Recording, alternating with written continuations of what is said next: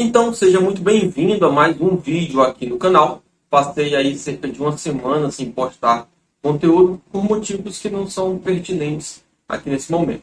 Mas o importante é que eu estou de volta trazendo novos vídeos. E hoje eu quero tratar com vocês sobre o que está acontecendo aí na revisão da vida toda. Talvez vocês lembrem, acredito que vocês lembram, né, semana passada, há alguns dias, muitos jornais noticiaram, muita gente noticiou, né, os advogados da área previdenciária noticiaram, que o STF havia aprovado a tese da revisão da vida toda. O que é essa tese? Permitia que as pessoas que se aposentaram após 1999 até a emenda constitucional 103, né, a reforma da Previdência, permitia que essas pessoas, respeitados os prazos decadencial de 10 anos e prescricional de 5 anos, incluírem no cálculo do valor da sua aposentadoria as contribuições realizadas para o INSS antes de julho de 1994, certo?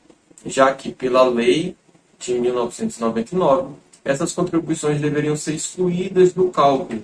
E algumas pessoas alegaram estar tendo prejuízo com essa forma de cálculo, já que as contribuições anteriores a julho de 94 seriam maiores e melhores. E como consequência, isso faria o valor do seu benefício ser elevado, né? Ser colocado para cima, né? Em alguns casos, inclusive dobrando o valor da aposentadoria.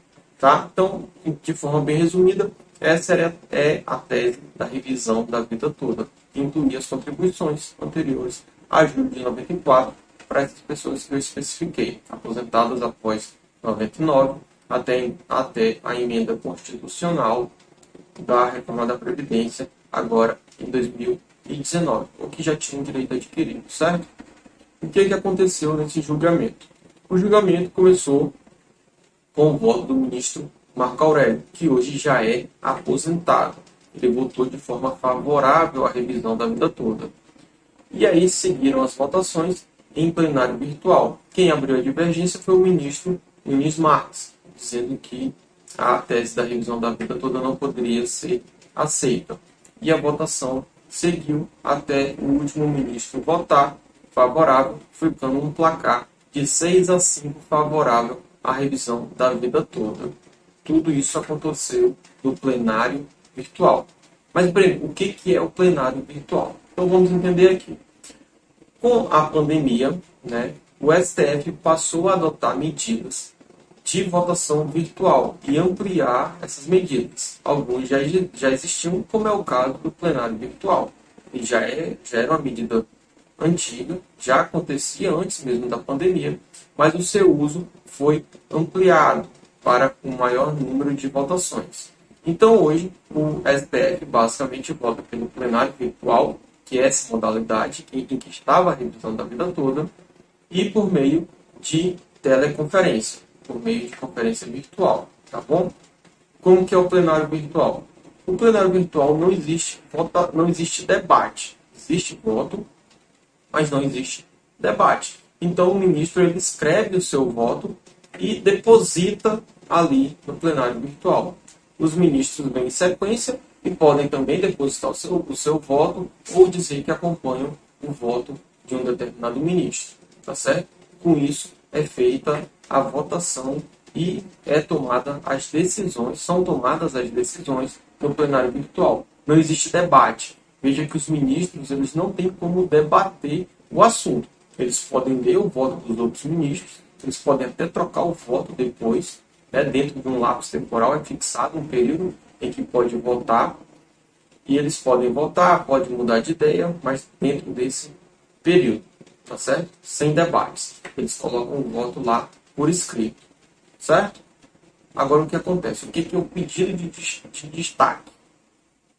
O pedido de destaque, basicamente, é um pedido para que essa votação não ocorra no plenário virtual. Ou seja, para que os ministros possam discutir a matéria de forma de videochamada, né? No plenário do STF, que, se não fosse o período de pandemia, estaria acontecendo direto no plenário do STF de forma presencial. Tá? Inclusive, deve voltar a acontecer, né? A gente está vendo as medidas de flexibilização aí das regras em relação ao controle da Covid. Mas isso é outro tema. O que temos é, a votação pode ser pelo plenário virtual, que é essa forma de votação por escrito, sem debate, e que o ministro deve colocar o seu voto em um determinado espaço de tempo, né, em um determinado período, do dia X até o dia X, ele tem que colocar ali o seu voto. Ou não, ou a votação direta do plenário do STF, que hoje acontece por videoconferência. Se o ministro não concordar com a votação do plenário virtual de um determinado tema, ou se as partes não concordarem, elas podem fazer um pedido de destaque. Tá? Destaque pode ser, então, pedido por qualquer dos ministros ou pelas partes. Se o pedido for feito pelas partes, deve acontecer com uma antecedência de 48 horas do início da votação. Tá? Então, nesse caso, o ministro Nunes Marques apresentou um pedido de destaque após todos os ministros terem votado. E aqui está a grande questão agora, que ninguém sabe bem como que vai acontecer. Teoricamente, com o pedido de destaque, a votação ela é zerada e o processo vai ser novamente pautado para julgamento. Só que agora a votação será no plenário do STF. Celeuma enfrentada, né? Celeuma o problema enfrentado, né? Uma coisa que o STF vai ter que discutir. Se o pedido de destaque do ministro Nunes Marques, feito da forma em que foi feita, se é válido. O que acontece? Todos os ministros votaram e só após a apresentação do voto de todos os ministros, em que o voto do ministro Nunes Marques se deu por vencido, né? Foi a tese que perdeu a votação, ele apresentou o pedido de destaque. E aí, será que isso é válido? Né? Uma das teses levantadas agora é que o ministro deveria ter apresentado esse pedido de destaque juntamente com o seu voto, e não ele ter esperado todos os ministros votarem para só depois apresentar esse destaque. É uma das teses que está sendo apresentada e que vai ser discutido, o STF vai ter que resolver isso. Ou não, ou ele pode apresentar o pedido de destaque a qualquer momento, que será válido, né, e vai anular o voto aí de todos os ministros, que novamente terão que votar, podendo manter ou alterar os seus votos. Veja que isso é uma situação muito delicada. É muito delicado, principalmente pela forma como aconteceu. E pelo fato de que o voto do ministro foi perdedor, né, ele perdeu ali a sua tese, não venceu essa votação no STF. Então é complicado, porque ele apresentou um destaque apenas após perceber que a sua tese foi uma tese que perdeu. É complicado pela forma como aconteceu, pelo horário em que aconteceu, né? Ali faltando 30 minutos para encerrar o prazo de votação na revisão da vida toda, que ele apresentou esse pedido de destaque, né? Não sendo possível outros debates em relação a isso. Então toda essa situação aí criou um cenário bastante complicado dentro do STF. Mas, nesse momento, o que a gente tem é a votação da revisão da vida toda foi suspensa e, teoricamente, está zerado e não teremos uma nova votação. Tá? Breno, é possível que o cenário mude, que agora os ministros não aprovem mais a revisão da vida toda?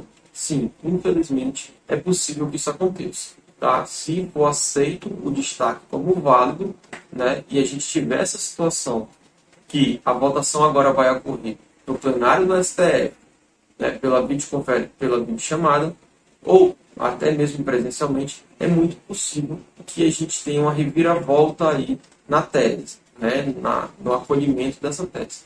Por qual motivo? O ministro Marco Aurélio votou de forma favorável à tese da revisão da vida toda, ele já está aposentado. E aí agora, quem deve votar no seu lugar deve ser o ministro André Mendonça, recém-indicado para o STF, né, pelo presidente Bolsonaro, agora já nesse ano. E também esse ministro, é importante lembrar, ele era o advogado-geral da União. O advogado-geral da União tem por principal função defender a União na justiça. Então, também a gente está nessa situação de não saber aí se o ministro vai levar consigo as suas convicções enquanto advogado-geral da União, né, se ele vai implantar elas dentro do âmbito do STF. O que me parece ser muito provável, né? Não tem como um dia ele estar defendendo uma tese aqui como advogado-geral da União e no outro dia simplesmente mudar, defender um posicionamento completamente diferente. O INSS alega que haverá um prejuízo enorme para os cofres públicos, né? O presidente Bolsonaro até disse que estão querendo quebrar o país com essa decisão, mas o que temos o STF tomou uma decisão nos 49 do segundo tempo, vamos dizer assim, né? Faltando 30 minutos ali para encerrar o prazo de votação. O ministro Nunes Marques, que foi contrário à revisão da vida toda, percebeu que havia perdido a votação, apresentou um pedido de destaque, fazendo zerar toda a votação. E agora, com a aposentadoria do ministro Marco Aurélio, é muito possível, é bem provável que o ministro André Mendonça tenha um entendimento contrário ao ministro Marco Aurélio.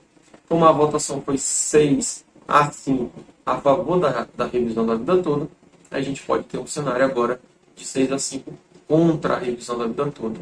Né?